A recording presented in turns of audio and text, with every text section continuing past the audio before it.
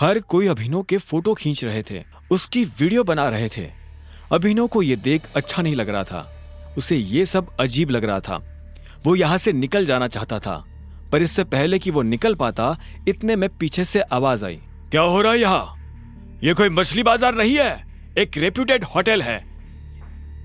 ये आवाज और किसी की नहीं बल्कि होटल के मैनेजर की थी।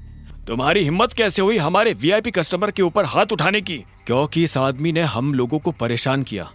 मैं इसे मुंह नहीं लगाना चाहता था, फिर भी ये मेरे बारे में भला बुरा कह रहा था और इसने मेरे पिता के बारे में भी उल्टा सीधा कहा था। बस इतनी सी बात पे तुमने इनके साथ इतना कुछ कर दिया। अभी के अभी माफी मांगो। मैं इससे माफी मांगू? इससे कहो कि ये मुझसे माफी मांगे। चुपचाप माफी मांग। तू जानता नहीं मैं कौन हूं। बिना माफी मांगे मैं तुझे इस होटल से बाहर भी नहीं निकलने दूंगा, उस आदमी ने कहा जिसे अभिनव ने मारा था। मामला बिगड़ता जा रहा था। अब इससे पहले की बात आगे बढ़ती, चाहत बीच में आई और बोली, एक्चुअली गलती अभिनव की नहीं है, इस आदमी की है। इसने मुझे छेड़ने की कोशिश की। यह मुझसे गलत तरीके से बात कर रहा था। मैं और अभिनव साथ में लंच पर आए थे, पर यह आदमी। चाहत ने सारी बात मैनेजर और आसपास खड़े लोगों को बता दी। मैनेजर ने पलटकर उस लड़के को देखा और बोला, क्या यह सही है? उस लड़के ने कोई जवाब नहीं दिया। ऐसे में मैनेजर फिर से चाहत की तरफ पलटा और बोला, जो भी हो मैडम, पर इससे माफी तो मांगनी ही पड़ेगी। अभिनव समझ गया था कि मैनेजर उससे ऐसे क्यों बात कर रहा था।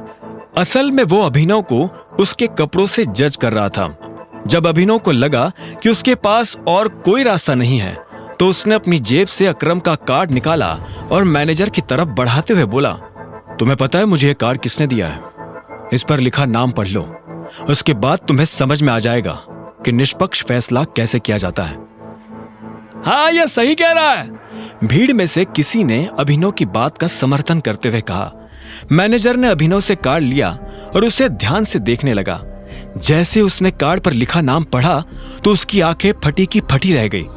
जब अभिनव ने देखा कि मैनेजर के पास कुछ भी कहने को नहीं बचा है, तो उसने उस लड़के की तरफ देखकर कहा, और तू लड़कियों से बात करने से पहले अपनी मां के पास जा और उनसे सीख के लड़कियों की इज्जत कैसे की जाती है। इतना कहते ही अभिनव ने चाहत को अपने साथ लिया और वहां से निकल गया। दोनों गाड़ी में आकर बैठ गए थे, लेकिन कोई किसी से बात नहीं कर रहा था। इधर चाहत भी बार बार उसे देख रही थी और जब उससे रहा नहीं गया तो उसने पूछा, तुम ठीक हो?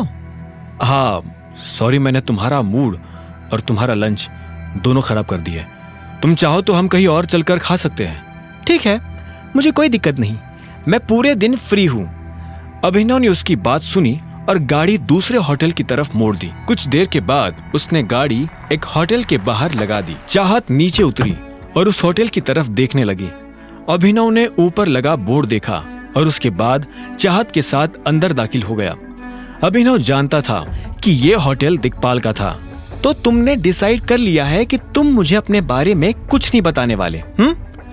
अभिनव के मन में जब ये सारे ख्याल चल रहे थे, तभी चाहत ने कहा। दोनों एक टेबल पर आकर बैठ चुके थे और वाइन पी रहे थे। अभिनव ने भोला बनते हुए पूछा, किस बारे में? असल में वो समझ गया था कि चाहत के मन में यह शक की सुई क्यों घूम रही थी। उस दिन पार्टी में जब अकरम अभिनव को अलग से अपने साथ ले गया था, तब बाकी लोगों ने तो ये मान लिया था कि वो उसके ड्राइवर का बेटा था, लेकिन ये बात चाहत के गले नहीं उतर रही थी। उसने कहा, कमाल है, तुमसे तो मैं तुम्हारे बारे में ही पूछूंगी ना। मेरे बारे में मेरे पास बताने लायक कुछ नहीं है, अभिनव ने कहा और चाहत से बचने के लिए इधर उधर देखने लगा। तभी उसकी नजर कुछ लोगों पर पड़ी जो आपस में काफी गंभीर बातें कर रहे थे। उनमें से एक आदमी ने कहा, इस टाइम दिक्पाल बॉस का डंका सिर्फ गुड़गांव में ही नहीं, पूरे इंडिया में बज रहा है। हाँ, मार्केट से जैसे ही टाइगर गायब हुआ, वैसे ही टाइगर का नाम भी गायब हो गया। यह सुनते ही अभिनव पलटकर उस आदमी को देखने लगा जो ये बात कर रहा था। उसे समझ नहीं आ रहा था कि आखिर वो टाइगर के बारे में इस तरह की बातें क्यों कर रहे थे। बताओ ना अभिनव, तुम मुझसे क्या छुपा रहे हो? चाहत ने पूछा। तभी उन लोगों में से एक ने कहा, नहीं, टाइगर अभी गया नहीं, टाइगर जिंदा है और वो जल्द ही लौट कर आएगा। मैंने तुमसे कहा था ना जॉनी, इतनी मत पिया करो कि संभली ना जाए। कुछ भी बकवास कर रहे हो। बकवास नहीं। बकवास तो तुम कर रहे हो। टाइगर का कंपैरिजन दिक्पाल से, विस्की और देसी शराब का क्या मैच। मैं कह रहा हूं टाइगर जिंदा है and he will return soon. Johnny नाम के इस आदमी की बात सुनकर अभिनव के रोंगटे खड़े हो गए थे।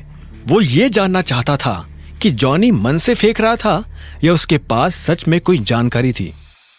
आगे की कहानी जानने के लिए देखें अगला एपिसोड सिर्फ पॉकेट एफएम के यूट्यूब चैनल पर, और द रिटर्न ऑफ टाइगर के सारे एपिसोड्स को सुनने के लिए डिस्क्रिप्शन में दी लिंक से डाउनलोड करें पॉकेट एफएम ऐप।